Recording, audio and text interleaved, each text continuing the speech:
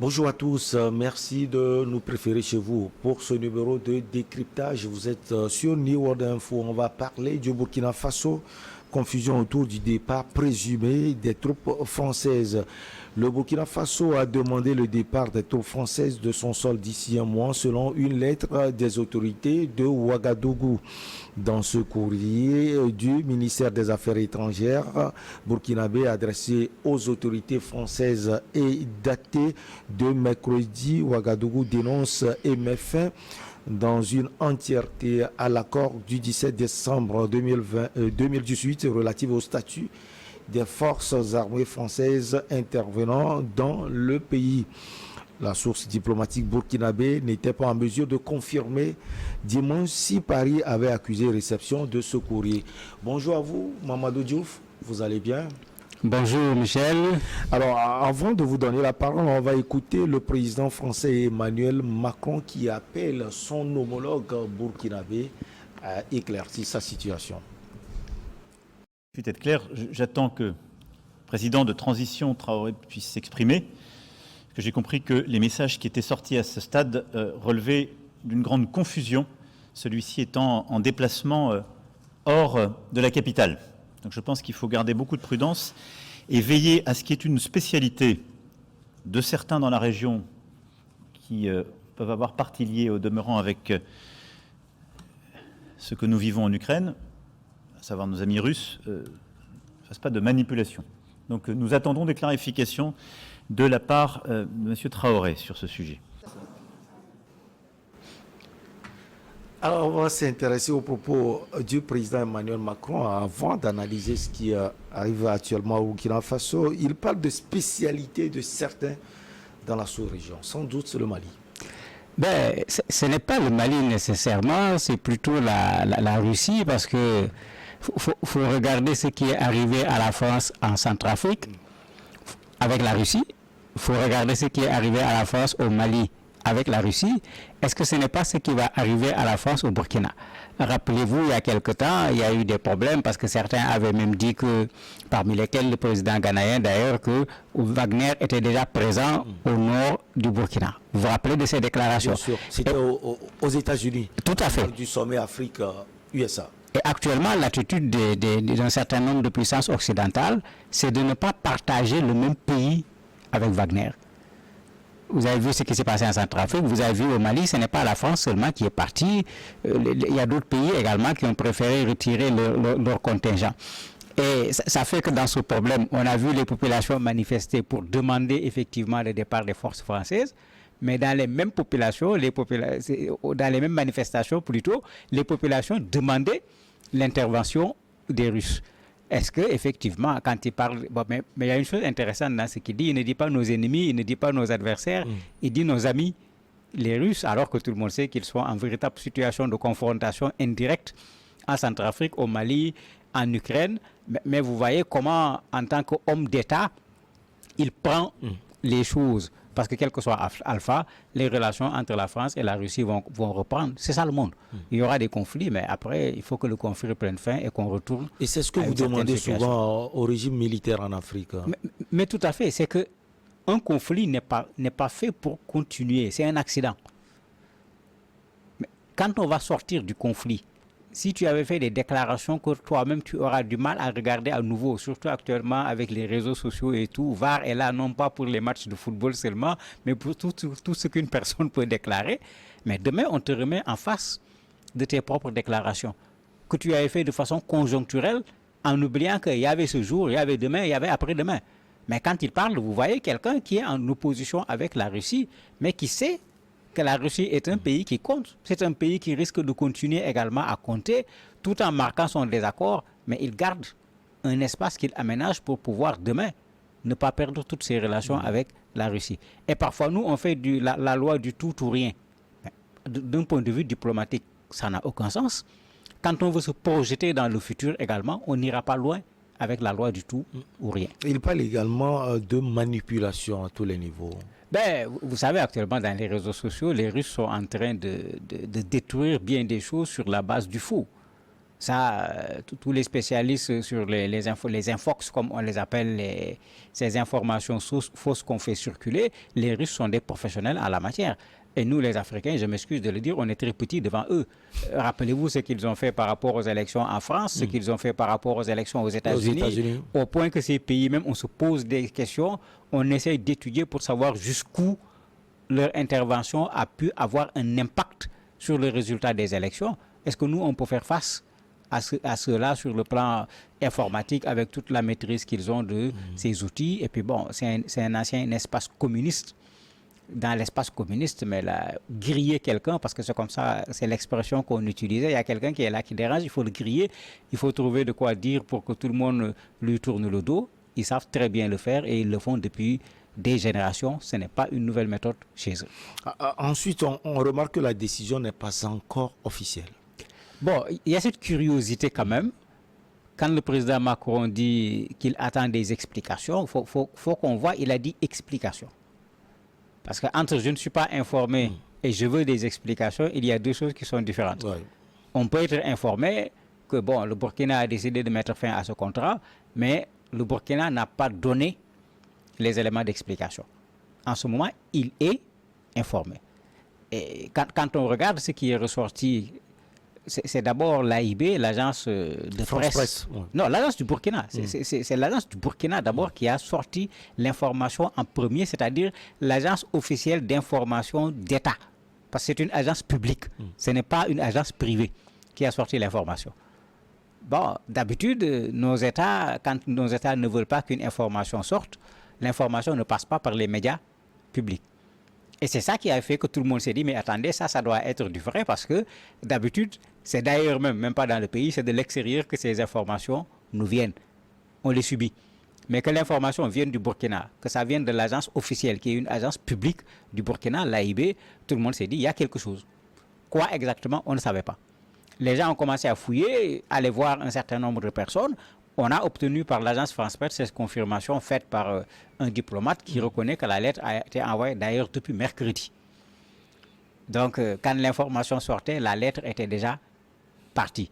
Maintenant, on a envoyé la lettre à qui? À la présidence, au ministère des Affaires étrangères, parce que la lettre serait écrite par le ministère des Affaires étrangères du Burkina Faso. Est-ce qu'on l'a adressée au ministère des Affaires étrangères de la France, etc.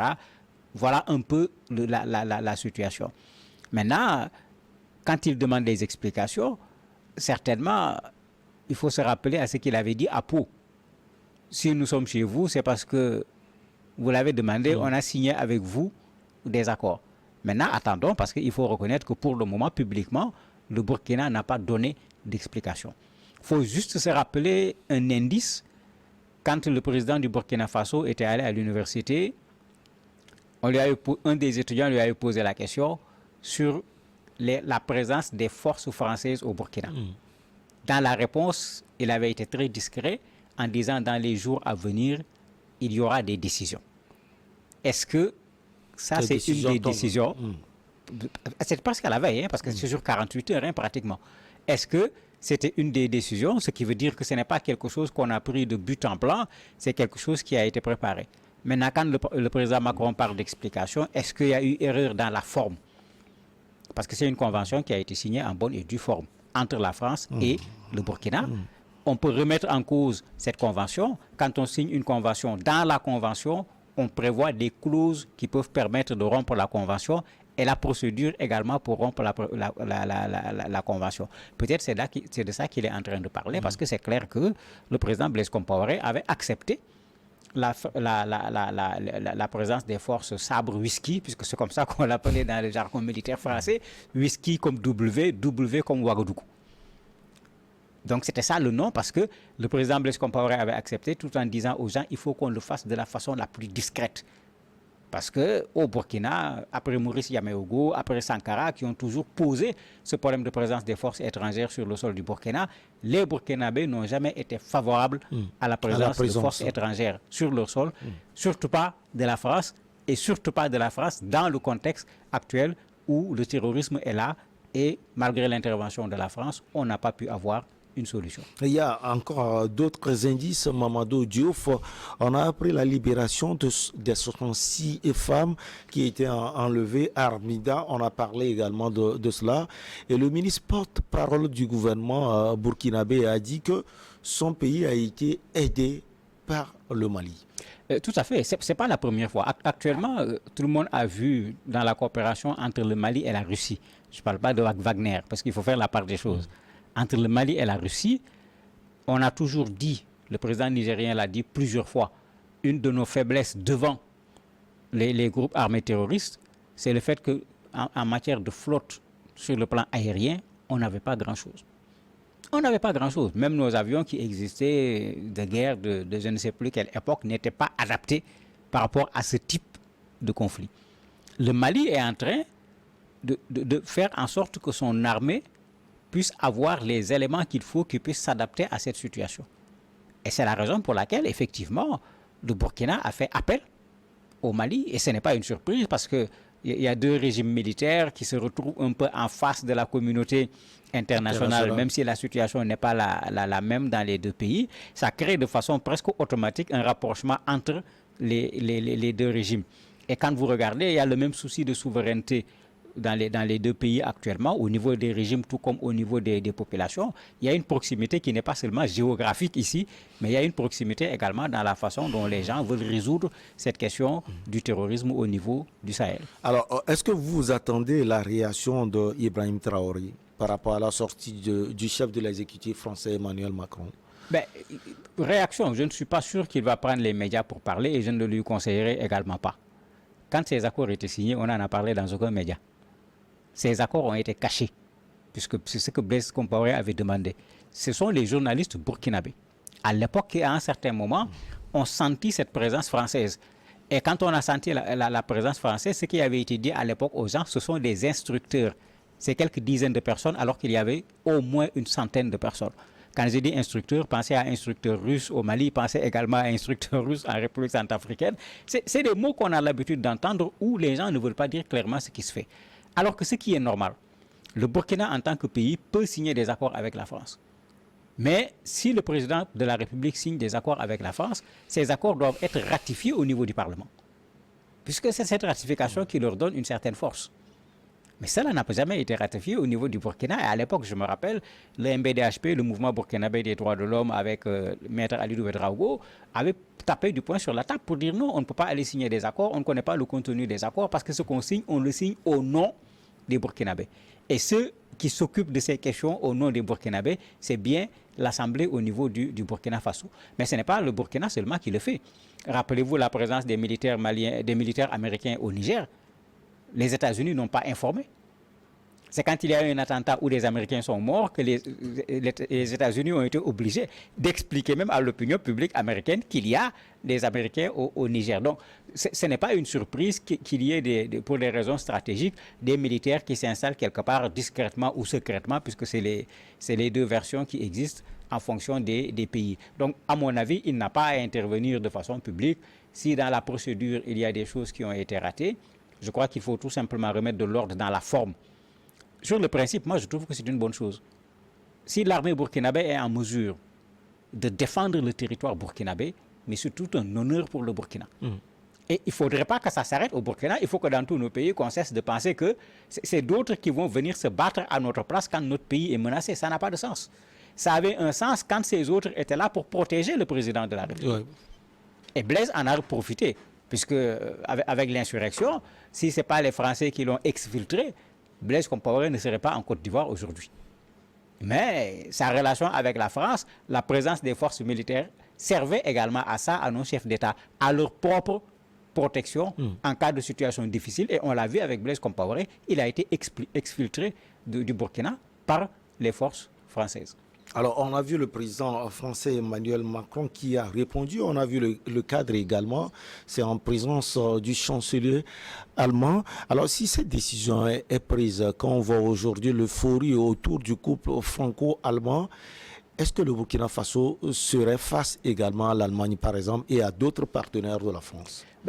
La France est dans l'Union européenne. Et dans l'Union européenne, ils ont tendance à faire de la solidarité sur un certain nombre de choses. Mais je ne suis pas sûr que l'Allemagne en particulier va suivre la France. Mais cette rencontre, on a essayé d'aplatir un certain nombre de difficultés d'abord entre la France et l'Allemagne tout court, mais on a essayé également de résoudre le problème des chars allemands qu'on veut envoyer en Ukraine et l'Allemagne est réticent. Et quelqu'un qui connaît l'histoire de l'Allemagne, c'est qu'après la Seconde Guerre mondiale, l'Allemagne avait décidé de tourner le dos en quelque sorte à la guerre. C'est après la guerre en Ukraine, une guerre sur le territoire européen, que l'Allemagne s'est dit, mais attendez, il faut qu'on revoie les choses. Et tout le monde l'a vu sur le budget, mais d'énormes quantités d'argent ont été mis à la disposition de l'armée allemande pour la rendre encore beaucoup plus forte. Et ça, ce n'est pas la première fois que sur le plan militaire ou sur d'autres aspects, que l'Allemagne ne suit pas la France véritablement, même si dans l'Union européenne, c'est les deux qui font un peu la locomotive. Donc ce n'est pas évident que parce qu'on a demandé aux Français de quitter, que l'Allemagne va partir au Mali. L'Allemagne est toujours au Mali. On a vu l'ambassadeur d'Allemagne rencontrer les autorités maliennes et parler de coopération. Je ne suis pas sûr que l'Allemagne va suivre la France, puisque l'histoire de la France par rapport aux pays africains n'est pas la même que l'histoire de l'Allemagne par rapport à ces pays africains, surtout où il y a des problèmes aujourd'hui de terrorisme au niveau du Sahel. Infini merci à vous. On marque une petite pause et derrière on reçoit notre invité Saint-Éloi Pandam.